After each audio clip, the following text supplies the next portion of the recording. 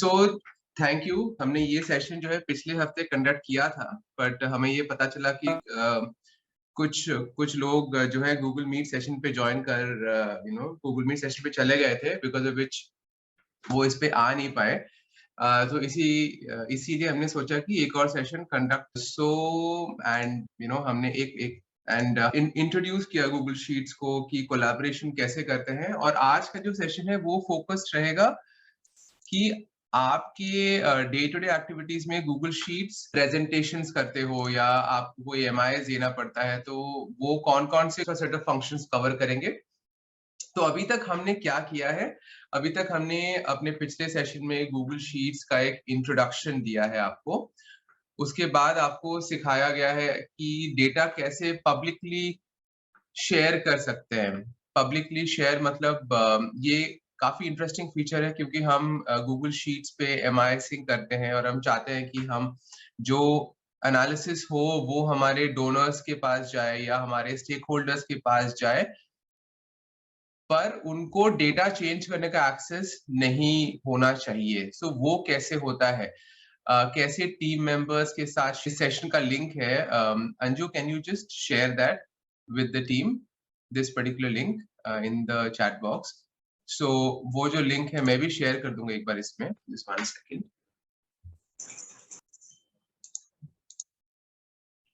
तो आप इस लिंक में आपको सब इंफॉर्मेशन जो है मिल जाएगा। सो जो भी इस लिंक को देख सकते हैं, कृपया उसको क्लिक कीजिए। चैट बॉक्स में एक लिंक दिया गया है, आप उसको प्लीज क्लिक कीजिए। क्लिक करने के बाद इसमें कुछ एक्सरसाइजेस हैं जो हमें इस आज के सेशन में यूज करना है। तो आप ये फाइल के लिंक को क्लिक कीजिए, फाइल मेन्यू वाले ऑप्शन में जाइए, वहां पे आपको दिखेगा मेक अ कॉपी। आप मेक अ कॉपी को क्लिक करेंगे तो आपको यहाँ पे एक सेशन नेम कॉपी करके आएगा, उस पे आप अपना नाम लिखकर या जैसे है आप उसको मेक अ कॉपी कर लीजिए। सो ये आपका एक एडिटेबल कॉपी बन जाता है। तो यही यही हम यूज करेंगे इस सेशन में आज। सो एक बार ये एक्टिविटी हो जाता है, एक बार चैट बॉक्स में थम्स अप या डन करके डाल दीजिए, तो we will know and we can take it forward. फिर से बोला चाहूंगा, फाइल में जाइए, make a copy of this particular file and keep it with yourself. एक बार सेशन 1, इस सेशन 1 में हमारा प्रीवियस रिकॉर्डिंग आपको मिल जाएगा। अगर आपको जानना है ये जो ऊपर लिखे हुए 9 पॉइंट्स के लिए आपको अगर जानना है कि कैसे होता है, आप उस रिकॉर्डिंग पे क्लिक करके आप देख सकते हैं।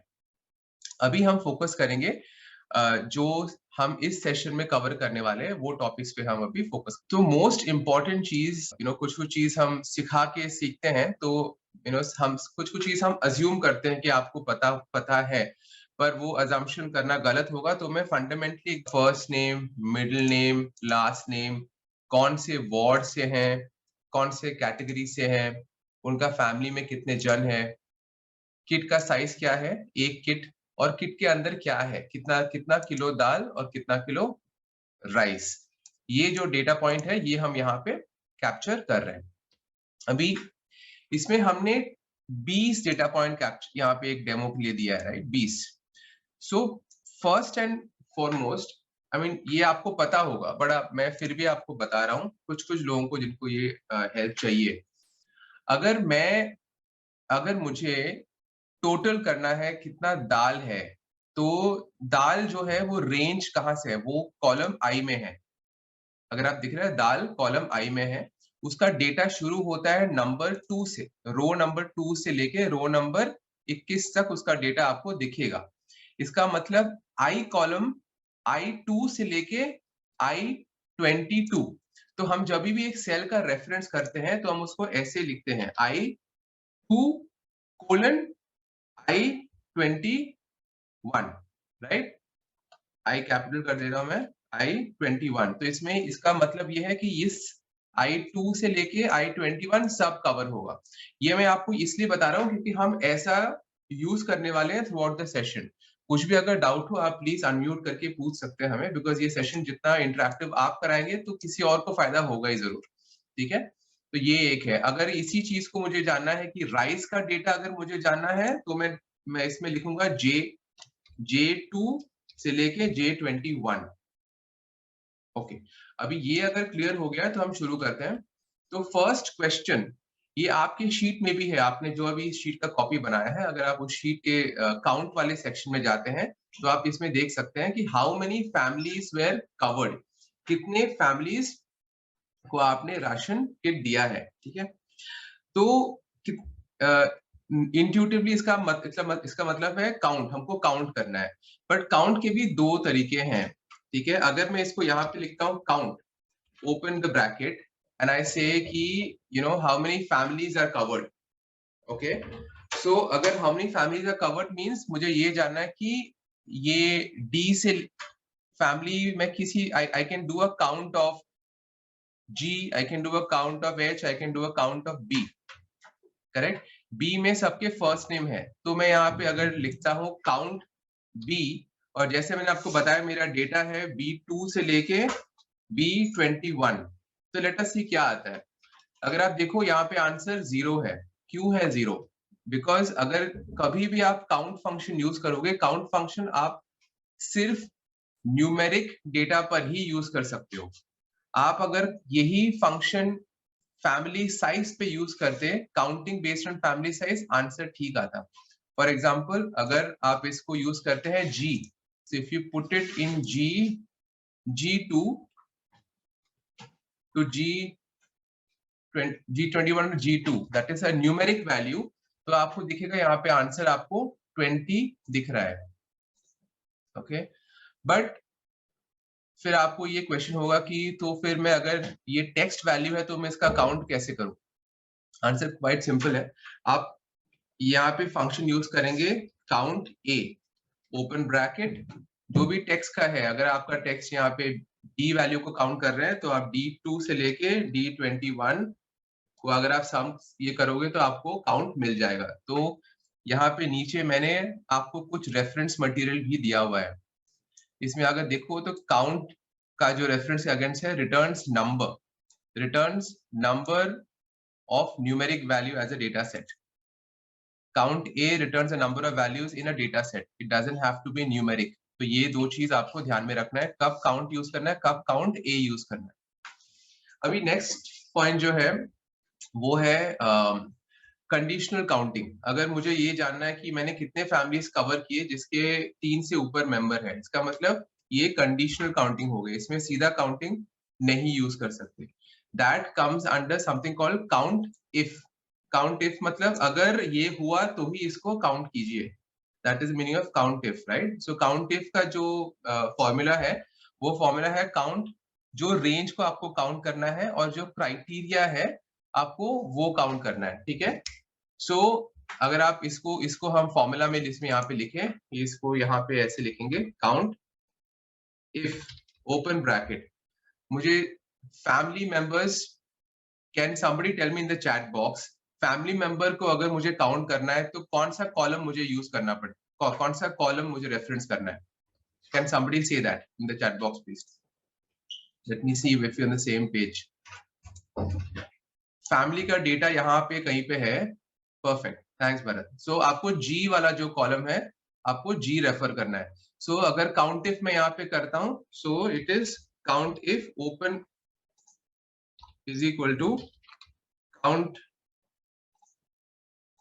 काउंट इफ ओपन ब्रैकेट, जैसे मैंने आपको समझाया G वाला जो कॉलम है, सो G2 से लेके G21 को मैं रेफर करता हूँ, ये मेरा रेफरेंस रेंज हो गया।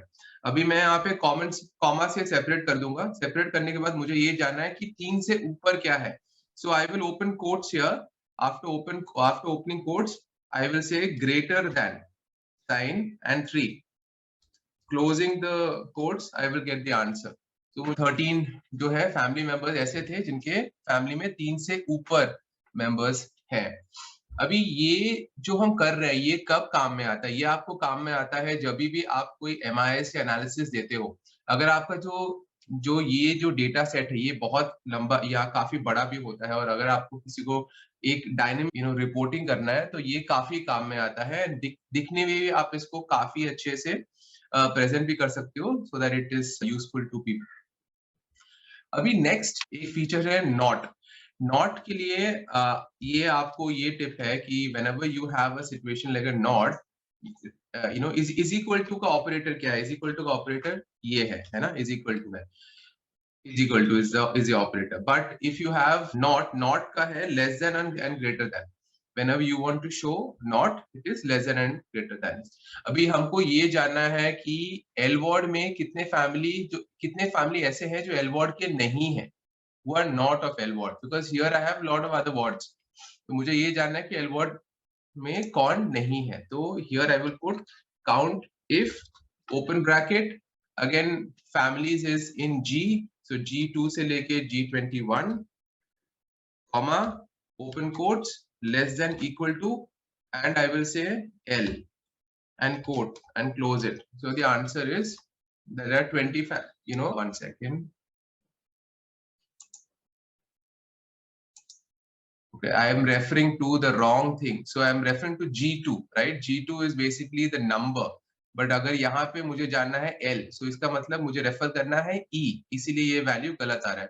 तो अगर मैं इसको E, अभी इसको मैं E करूंगा, so I will get 11. So there are 11 family members who are not part of the L word.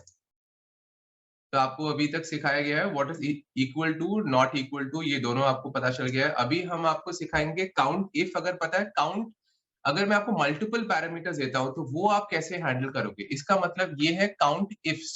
अगर आप देखो यहाँ पे आपके शीट में भी मैंने रेफरेंस दे दिया है काउंट इफ्स। काउंट इफ का मतलब है अगर मेरे पास मल्टीपल पैरामीटर्स है तो मैं उसको कैसे ट्रैक करूं। The formula is count ifs. Okay, यहाँ पे मेरा क्वेश्चन ये है, how many families are part of category A and less than 5 members. कितने फैमिली ऐसे हैं जो कैटेगरी ए के फैमिली में 5 से कम जन है। तो यहाँ पे मैं काउंट इफ्स यूज करूंगा, count IFS, open the bracket. Okay, now यहाँ पे फर्स्ट है क्राइटेरिया रेंज। तो क्राइटेरिया रेंज मुझे ए चाहिए, कैटेगरी। सो कैटेगरी कहाँ पर है? कैटेगरी F में है। Can you see category is in F। तो मेरा पहला ये होगा रेफरेंस F2 से लेके F21 का डेटा है, उसमें कॉमा देके मुझे ये बताना है कि A में कौन कौन है, राइट। मैं ये फॉर्मूला आपको फिर से दिखाऊंगा, मैं just I presume, let me see if I can show it to you. Okay, so if you see, okay, this is better. So count F2 to F21 जहां पे कैटेगरी A है, फिर मैं इसको कॉमा सेपरेट करके अगला cell reference करूंगा। अगला सेल है G, तो उस सेल में मैं डालूंगा G2 से लेके G21। उसमें 3 से 5 से कम कितने हैं, which means less than sign and 5. So there are two parameters that I've put. The answer is 5. कि there are 5 such families who are in category A जो 5 से कम मेंबर वाले हैं। एंड द फाइनल थिंग, अभी मैं इसके बाद में आप क्वेश्चन जो भी आप पूछ सकते हैं एंड ये सबके लिए फायदा होगा, but the final part of count is count unique. Count unique आपको वो वैल्यू रिटर्न करेगा कि कितने यूनिक वैल्यूज हैं।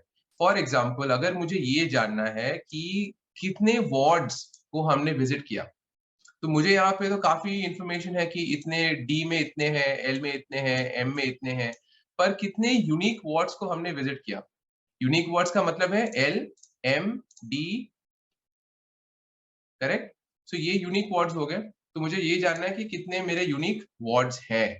तो वो जानने के लिए मुझे सिंपल से एक फॉर्मूला है काउंट यूनिक। तो अगर आप देखो यहाँ पे काउंट यूनिक है और मुझे वो रेफरेंस देना है कि कौन सा है।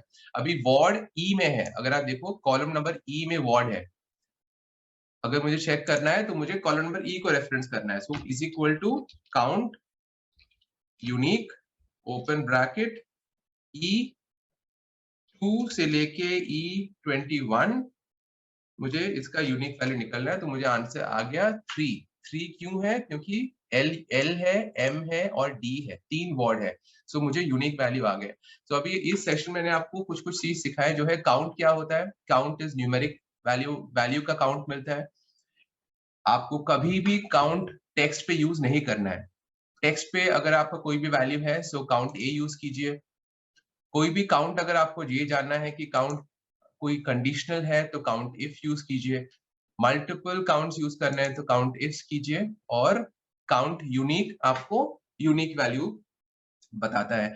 तो हम अभी 2 मिनट के लिए एक ब्रेक लेंगे। आप प्लीज ये जो शीट है काउंट, इसमें इसमें मैंने ये ग्रे कॉलम आप यूज कर सकते हैं। अगर आपने अभी तक किया नहीं है, आप वो जो चैट बॉक्स में अंजुर ने दिया है लिंक, आप उस पे जाइए, फाइल पे क्लिक कीजिए, मेक अ कॉपी करके अपना कॉपी बनाइए। उसमें आप प्लीज कुछ ट्राई कीजिए, कोई भी फॉर्मूला जो आपको पसंद है, कुछ भी क्वेश्चन हो आप प्लीज पूछ सकते हैं। अभी हम 2 मिनट के लिए जस्ट पॉज लेंगे before we move to sum. Function set हम कवर करेंगे वो है सम। आपके पास जो भी गूगल शीट है उसके थर्ड वाला जो वर्कशीट है उसमें आपको सम रिलेटेड जो भी डेटा आपको दिख जाएगा। अभी अगर आपको काउंट का कॉन्सेप्ट क्लियर हो गया है तो सम में आपको ज्यादा परेशानी नहीं होगी, बिकॉज कॉन्सेप्चुअली सब सिमिलर ही है। रेफरेंस जो है इस शीट को आप खोल के आप कभी भी देख सकते हो। सम सबको पता है, कंफ्यूजन कभी आती है तो सम, लेट मी कवर बेसिक्स सम फर्स्ट। तो फिर से मैं बताना चाहूंगा जो भी 2-3 जन जो अभी ज्वाइन किए हैं, हम जब भी कोई भी सेल रेफरेंस करते हैं, जैसे मुझे कॉलम एच अगर मुझे रेफर करना है कॉलम एच का डेटा, तो मुझे दिख रहा है कि वो जो डेटा है रो नंबर 2 से शुरू होकर रो नंबर 21 तक दिख रहा है। तो अगर कॉलम एच का डेटा मुझे रेफर करना है, इसका मतलब क्या है, मेरा पहला data of column 1 is of H2, H2, okay. H2 से लेके मुझे रेफर करना है H21 तक, क्योंकि that is the last row. तो मैं सिस्टम में हर बार ऐसे ही लिखूंगा, और जो आप देख सकते हो H2 से लेके H21। आप अगर देखोगे मैं ये टाइप करता हूं तो आपको क्या है आपको समझ में आएगा। Okay, total amount of dal distributed. दाल जो है मेरे आई वाले कॉलम में है, तो आई के लिए काफी सिंपल है, कैसे कितना टोटल दाल डिस्ट्रीब्यूट किया है, मैं is equal to sum open bracket I2 से लेके I21 और क्लोज ब्रैकेट कर तो मुझे इसका आंसर मिल गया। अगर आप देखो तो गूगल ऑटो फिल करके एक पॉपअप देता है, अगर आपको सेम फॉर्मूला हर जगह अप्लाई करना है आप टिक कर सकते हैं, नहीं तो क्रॉस कर सकते हैं। ओके, तो यहाँ पे मुझे पता चला कि भाई दाल हमने 99 केजीज। नेक्स्ट मेरे को रिपोर्ट करना है कि कैटेगरी बी को कितना चावल डिस्ट्रीब्यूट किया गया। इसका मतलब कैटेगरी बी को कितना चावल डिस्ट्रीब्यूट किया। अगर आप सम इफ का जो फंक्शन है आप उसको ध्यान से देखोगे तो काफी क्लियर है। एक रेंज, देयर आर 2 रेंज का रेफरेंस मेंशन किया गया है। एक का मेंशन है चेक रेंज, एक का रेफर मेंशन है sum range. Both are self explanatory. Check range मतलब मुझे वो कौन सा रेंज है जिसका वैल्यू मुझे चेक करना है। इस केस में मेरा चेक रेंज है कैटेगरी। कैटेगरी इज जो भी कैटेगरी में बी है, इसलिए मुझे चेक करना है। अभी क्राइटेरिया क्या है, क्राइटेरिया है कि वो बी होना चाहिए, so that is B is the criteria. Sum range, कौन सा रेंज को मुझे सम करना है, मुझे देखना है कि चावल और राइस कितना डिस्ट्रीब्यूट किया है, तो मुझे सम करना है जे, जे में राइस है। सो अभी let us get to the formula. Formula is equal to sum if open bracket, now I have to put check range। Check मुझे क्या करना है, कॉलम नंबर F2 से लेके F21 में मैं ये चेक करूंगा कि किस किस के कैटेगरी, कौन कौन कैटेगरी बी में गिरता है। सो कॉमा बी, उसके बाद जो भी बी में गिरता है उनका सम मैं करने वाला हूँ, और सम का जो रेंज है वो है J2 से लेके J21। तो मुझे ये पता चला है कि 140 किलो 140 किलो चावल डिस्ट्रीब्यूट हुआ है कैटेगरी बी वालों। तो ये काफी सिंपल है। अगर यही चीज अगर आपको कोई ये अगर जानना है कि total amount of rice distribute for category A and category B, इसमें मैं ये बोलना चाहूंगा सम इफ वाला जो फंक्शन है वो काफी single, it's a one criteria function. आप इसमें मल्टीपल रेंज नहीं डाल सकते। बट अगर आपको ए एंड बी करना है तो ए एंड बी करने के लिए एक तरीका ये है कि मैं ये जो फॉर्मूला है ये मैं कॉपी कर लूं। फॉर्मूला कॉपी करके मुझे इसमें अगर आप देखो तो मुझे b का वैल्यू आ गया। अभी मुझे अगर a का वैल्यू चाहिए तो मैं इसमें ऐड कर दूंगा a का वैल्यू। तो sum if same thing value is a, correct. तो मैंने जो ऊपर ऊपर में जो हमने फॉर्मूला सीखा है उन दोनों फॉर्मूला को मैं एक सेल में ऐड कर सकता हूँ।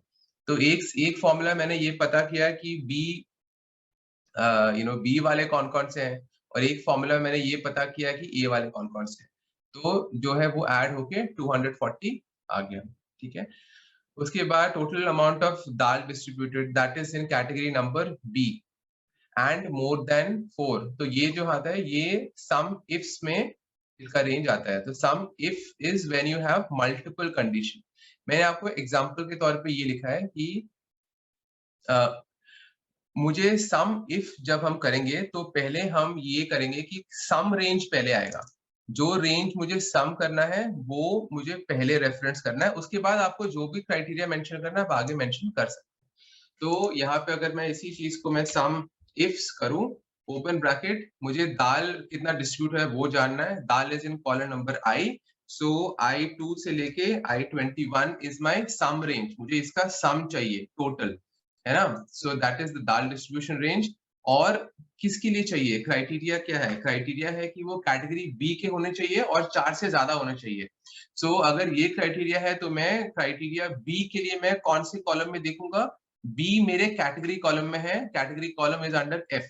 सो F2 से लेके F21 में मुझे ये ढूंढना है कि बी कहां पर है। तो ओपन ब्रैकेट बी, एंड उसके बाद मुझे ये जानना है कि इन कैटेगरी जो कैटेगरी बी में फैमिली मेंबर्स जो 4 से ज्यादा हैं। तो ये एक और कंडीशन आ गया। अभी फैमिली मेंबर्स हमारे कहां पर है, फैमिली मेंबर्स हमारे हैं कॉलम नंबर जी में, फैमिली साइज। सो मुझे जी का रेफरेंस देना पड़ेगा। सो G2 से लेके G21 में मुझे ये ढूंढना है कि 4 से ज्यादा फैमिली मेंबर्स क्या है। तो अगर मैं इसका सम करता हूं तो मुझे, एक minute, did I do any mistake here? B4. Okay. Yeah. So मुझे what the mistake which I did is I did the okay I is dal. Okay, the range is okay F2 से लेके F21. So I did not I missed out putting F21 which is a range for category. That's why the mistake was there. तो यहाँ पे अगर देखोगे तो ये sum आ गया. So let us take like 1 minute to 2 minute break. Please go through this. Some ifs को मेरा request ये होगा कि everybody go to file, make a copy, try this once. अपने अपने आप प्लीज को try कीजिए। ये especially ये वाला जो some ifs का है उस फॉर्मूला को try करके आप क्वेश्चन प्लीज पूछिए। So ये जो सेशन है हम दूसरी बार कंडक्ट कर रहे हैं। लास्ट वीक एक हो चुका था, हमें पता चला कि कुछ लोग गूगल मीट पे अटक गए थे, तो ये हम सेकंड सेशन कंडक्ट कर रहे हैं आपके लिए। तो प्लीज कोई भी क्वेश्चन हो तो आप पूछिए, एंड किसी का हो गया तो आप प्लीज चैट में डाल दीजिए। Okay, thanks. I always forget where to put commas and colons. Yeah, Durga, that is Durga, that's a common problem. Example के साथ दिया है, so that आप वो challenge नहीं हो, hopefully. और जितना practice करेंगे उतना तो fix हो ही जाएगा। अभी मतलब सेशन चलते हुए भी मैंने गलती कर दिया, so that is very common. That's not a problem.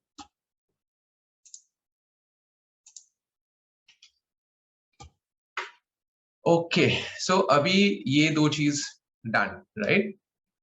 Now, this is another very important part of your day to day, especially अगर आप NGOs के लिए काम करते हो और आपका डेटा कलेक्शन होता है, so concatenation means string joining बहुत ही important हो जाता है, ठीक है।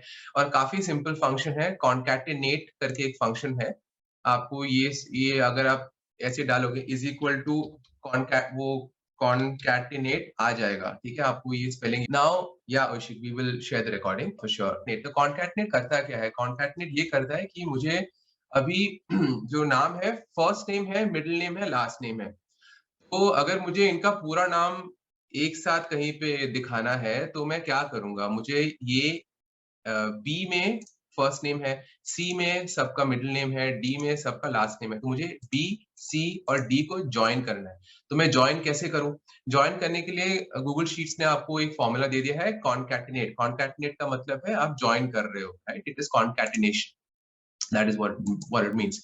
तो आप ओपन ये करके आप कॉन्कैटिनेट का जो फंक्शन है आप उसको ओपन कर लीजिए। अगर जैसे मैंने आपको सिखाया यहाँ पे आप 2 तरीके से करने के लिए आप इसको रेफर कर सकते हैं, B2, C2, D2, ठीक है? ये एक तरीका हो गया, आपको आंसर मिल गया, ठीक है?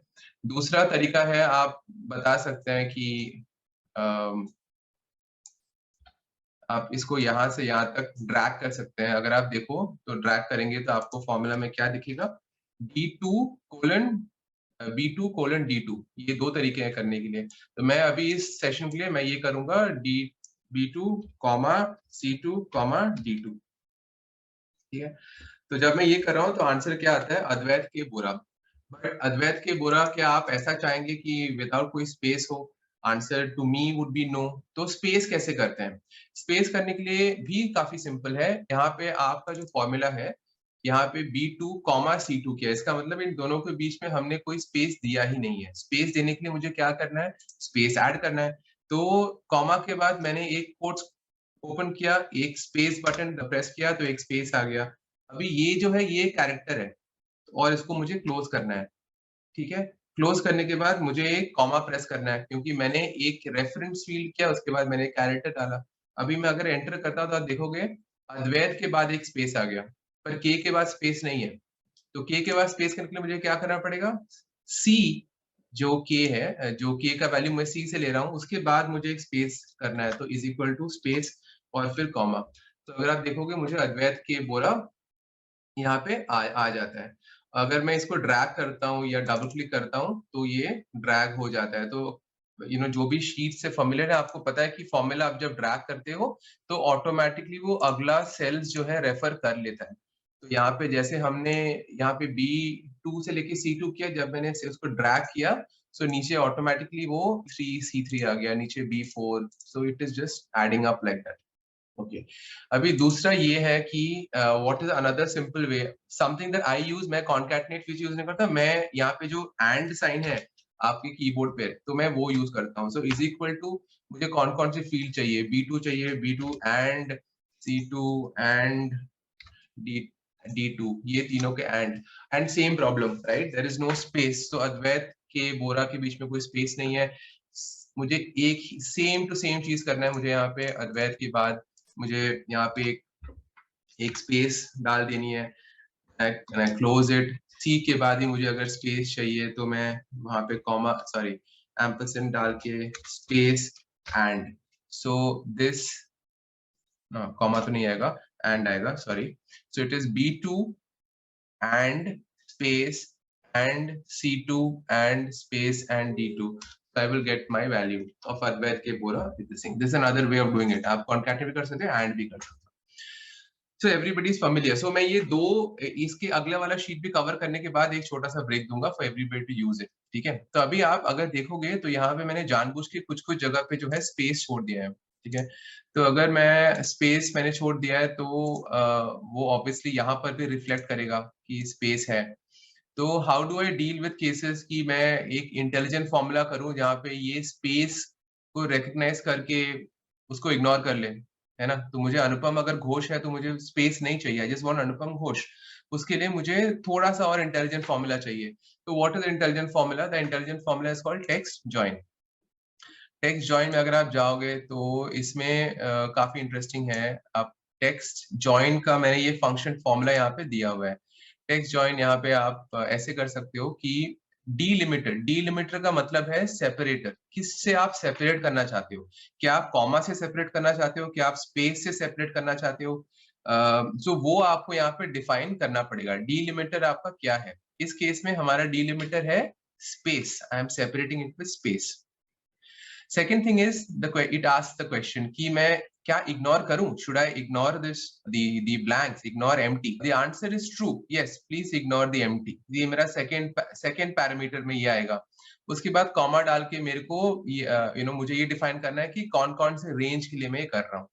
तो हम देखते हैं कि ये कैसे काम करता है। तो टेक्स्ट जॉइन ओपन, डिलिमिटर क्या हो गया? डिलिमिटर मेरा स्पेस है, सो मैंने इन कोट्स मैंने डिलिमिटर डाला, कॉमा। उसके बाद ये पूछ रहा है मैं should I ignore empty cells, मैं बोलूंगा yes please ignore, true.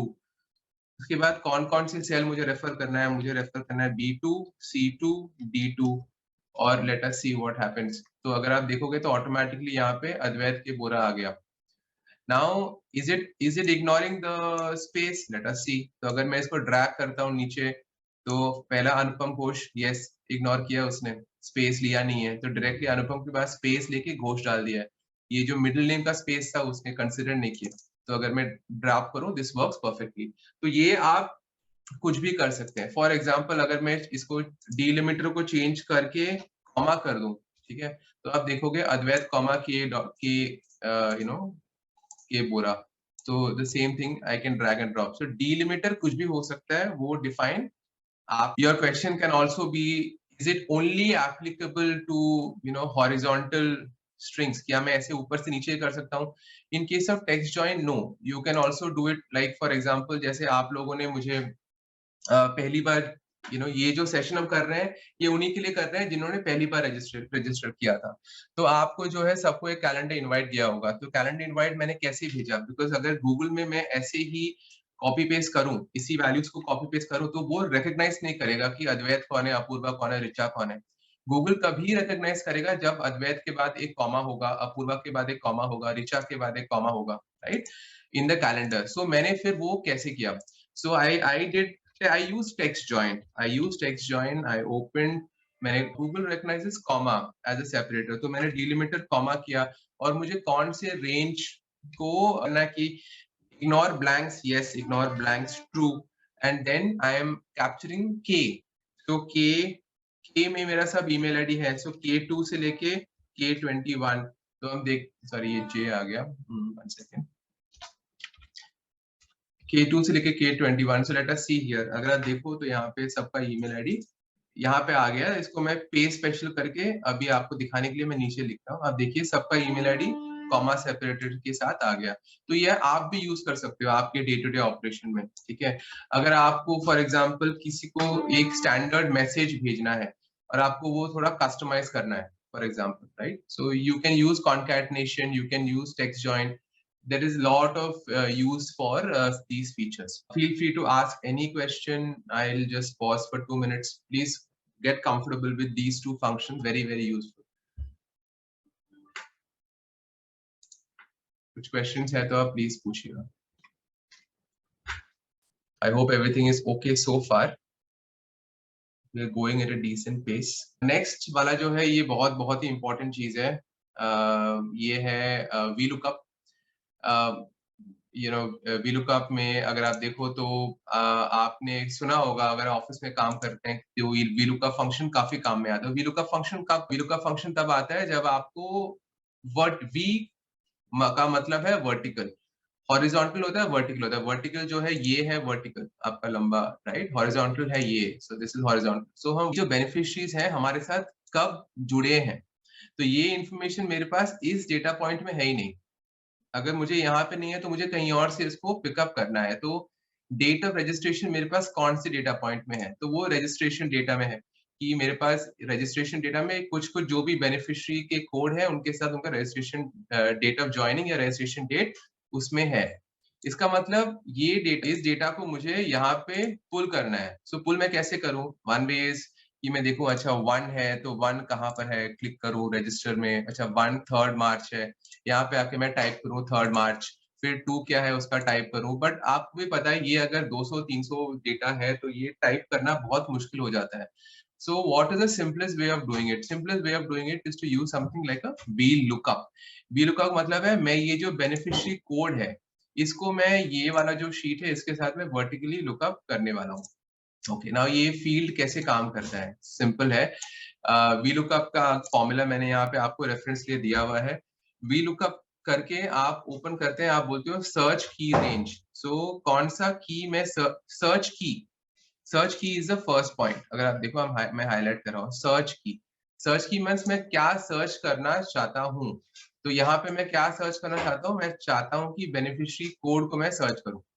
Okay, दूसरा है कहाँ पे सर्च करूँ, range, what is a range that I want to search in. तो रेंज क्या है, रेंज रजिस्ट्रेशन डेट जो है वो रेंज है। उसमें मुझे देखना है कि इस बेनिफिशियरी का कोड के बेसिस पे रजिस्ट्रेशन डेट ऑफ ज्वाइनिंग है कि नहीं। Okay, third thing is it sorted. So sorted का मतलब ये अगर डेटा सॉर्टेड है कि नहीं है, तो इसमें हमें ज्यादा, sorry, third thing is index. So sorry, index का मतलब ये है कि कंपेयर टू वो सर्च की, ये कौन से नंबर पर मुझे वो डेटा वो वैल्यू पुल करना है। एंड लास्ट इज सॉर्टेड है कि नहीं है। तो बाय डिफॉल्ट आप इसको 0 कर सकते हो, इसमें ज्यादा आपको सोचने की जरूरत नहीं है, आप इस पे 0 कर दीजिए। Now let us start the formula. So formula is equal to V lookup. V lookup कर रहा हूँ। What do I want to look up? I want to look up this value, beneficiary code, correct? Beneficiary code में मुझे registration date चाहिए। अभी मैं comma करके क्या, कहाँ पे मैं लुकअप करना चाह रहा हूँ, I will go to this sheet which registration date. तो मैं ये दो कॉलम जो है ए और बी, उसको मैं सेलेक्ट कर लेता हूँ। ए और बी सेलेक्ट कर लिया, इसका मतलब ये है कि ये दो कॉलम में मैं ये डेटा सर्च करने वाला। उसके बाद जो था दैट वाज इंडेक्स। इंडेक्स मतलब मैं A2 खोज रहा हूँ, बेनिफिशियरी कोड खोज रहा हूँ, उसके अगेंस्ट मुझे रजिस्ट्रेशन डेट चाहिए। तो बेनिफिशियरी कोड जो है वो वो कॉलम नंबर 1 में है, और रजिस्ट्रेशन डेट जो है कॉलम नंबर 2 में है। So registration date which is index that is 2। तो दूसरे कॉलम में मैं वो डेटा खोज रहा हूँ, and the data can be 0 because it is does not have to be sorted. Let us see answer आता है कि नहीं। तो यहाँ पे अगर देखोगे तो आंसर आ गया कि डेट ऑफ रजिस्ट्रेशन 3 मार्च है। अगर मैं डबल क्लिक करता हूँ तो आई will get all the information कि जो भी इंफॉर्मेशन रजिस्ट्रेशन डेट में है वो यहाँ पे मैंने कॉपी डेटा आ गया। कुछ जगह आप देख रहे हो NA है। NA क्यों है, क्योंकि मैंने जानबूझ के उस डेटा में सब कुछ नहीं डाला था। NA तब आएगा जब ये वैल्यू जो आप ढूंढ रहे हो 4 it is not there in this sheet. क्या 4 इस शीट में है? Answer is no. मैंने 4 यहाँ से हटा दिया है, तो वो NA आएगा, तो नॉट एप्लीकेबल। NA दूसरा क्या है, 7। क्या 7 इस शीट में है? Answer is no, right. 7 हटा दिया है, तो 7 का वैल्यू नहीं है। सो जो नहीं है आप उसको उस हिसाब से कर सकते हो, जो है वो डेटा कैप्चर हो गया। सो वीलुकअप आपके लिए एक्सट्रीमली इंपॉर्टेंट है, बिकॉज मैं जानता हूँ कि एनजीओ जो है मल्टीपल डेटा सोर्सेस के साथ काम करते हैं, और आपको वो डेटा कभी कभी मर्ज करने की जरूरत हो सकती है। तो प्लीज आप ये वाला फंक्शन थोड़ा थारली समझ लीजिए। आता है तो बहुत बढ़िया है, नहीं आता है तो आप जो भी क्वेश्चन पूछना है पूछ सकते हैं।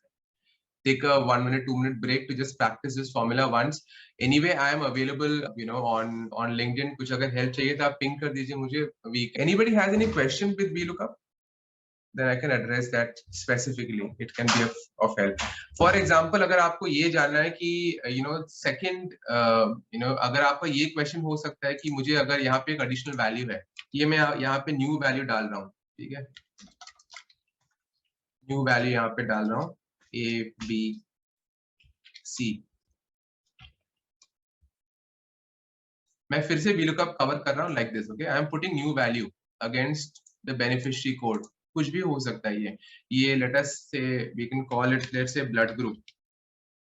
आई नो C नहीं होता है, but let us say it is a blood group. Okay, तो मुझे वो डेटा जो है यहाँ पे पुल करना है।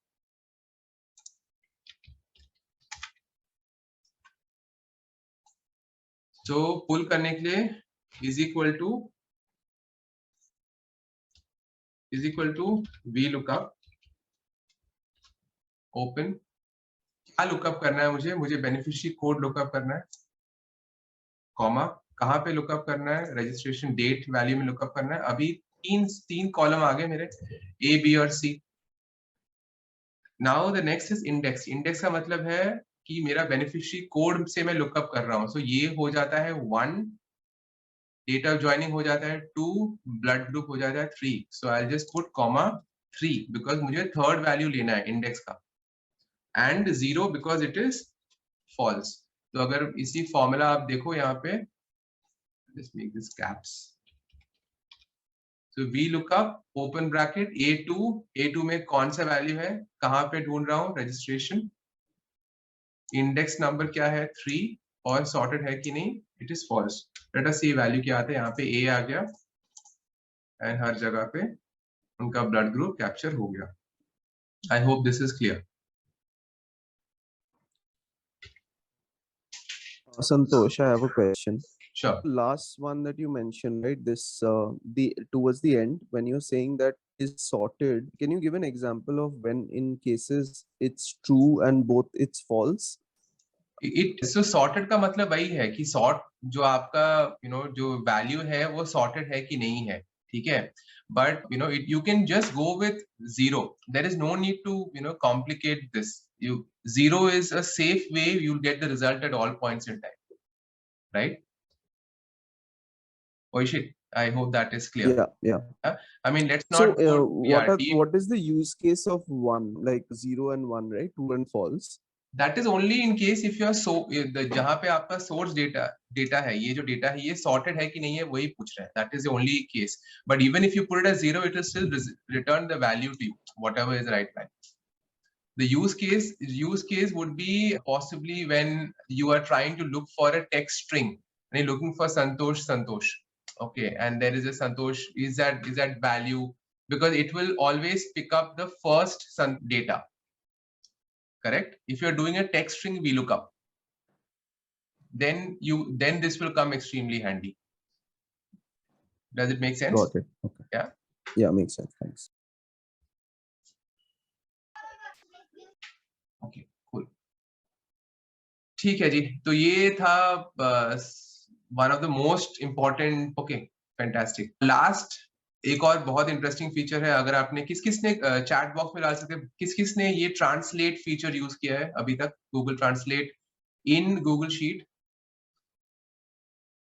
किसी ने यूज किया अभी तक इन दिस ग्रुप? नहीं यूज किया है, ओके ग्रेट। तो ये जो है ट्रांसलेट हम कब यूज करेंगे? ट्रांसलेट का मतलब है हम एक भाषा से दूसरे भाषा में इसको चेंज करें। और ग्रेट यार, so that's gonna be handy. So अगर आपने नहीं यूज किया है तो आप प्लीज इसको ध्यान से देखिए, बहुत ही सिंपल सा फंक्शन है, ठीक है।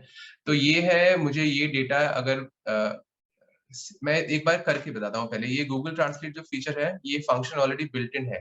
तो गूगल ट्रांसलेट ओपन ब्रैकेट, यहाँ पे देखें तो टेक्स्ट, सो कौन सा टेक्स्ट मुझे ट्रांसलेट करना है वो डिफाइन करना है। उसके बाद कॉमा डाल के सोर्स का लैंग्वेज जो है उसका कोड क्या है वो डिफाइन करना है, और टारगेट लैंग्वेज क्या है उसका कोड। मतलब सोर्स लैंग्वेज मतलब किस भाषा में वो ऑलरेडी है। अभी यहाँ पे मेरे पास कौन से भाषा में है, इंग्लिश में है, मुझे किस भाषा में कन्वर्ट करना है, मुझे अभी हिंदी में कन्वर्ट करना है। तो हम उसका कोशिश करके देखते हैं होता क्या। Is equal to Google translate open source text, कौन से टेक्स्ट को मुझे करना है। अभी टेक्स्ट का सोर्स लैंग्वेज है English, so EN comma HI is Hindi I presume, but let's see, ठीक है। तो ये डेटा जो है ये आ गया कुरला। अगर आपके पास डेटा हिंदी में है, अगर आपको एनालाइज करना है इंग्लिश में, तो आप ये भी कर सकते हैं। पर मैं ये बोलना चाहता हूँ कि गूगल ट्रांसलेट का जो फीचर है ये लिटरल ट्रांसलेशन है। आपको ग्रामेटिकली कभी-कभी आपका सेंटेंस का लंबा सेंटेंस आप करना चाहते हैं तो उसका मीनिंग बदल सकता है, बिकॉज ये लिटरल ट्रांसलेशन, अगर आप जो वर्ड टू वर्ड ट्रांसलेशन बोलते हैं वो होता है। यहाँ पे मैंने जो है आपको ये जो शीट दिया गया है उसमें लैंग्वेज के कोड्स दिए गए हैं। तो आप प्लीज इसको कभी भी अगर आपको आपके लैंग्वेज में करना है तो आप ये जो रेफरेंस लिंक है आप प्लीज इसको यूज कीजिए। हर लैंग्वेज का कोड है एज पर गूगल, एवरी सिंगल लैंग्वेज का कोड है, तो आप इसको फ्रीली यूज कर सकते हैं, there is no additional cost. And जो एप्लीकेशन है आप उसको जितना अच्छी तरह से एक्सप्लॉइट कर सकते हो, यूज कर सकते हो, वो आपके लिए ही अच्छा होता है, ठीक है। एनी क्वेश्चंस यहाँ पे? सर ये लिंक कॉपी कर दो ना चैट बॉक्स में। ये वैसे आपको पूरा जो शीट है ये शीट का ही लिंक दिया गया है, उसके अंदर ही है, पर हम ओके सर, थैंक यू। हाँ ठीक है। So thank you everybody, I will keep you posted. अगला सेशन के लिए मैं आपको इनवाइट भेज दूंगा, ठीक है। चलो take care, have a good day.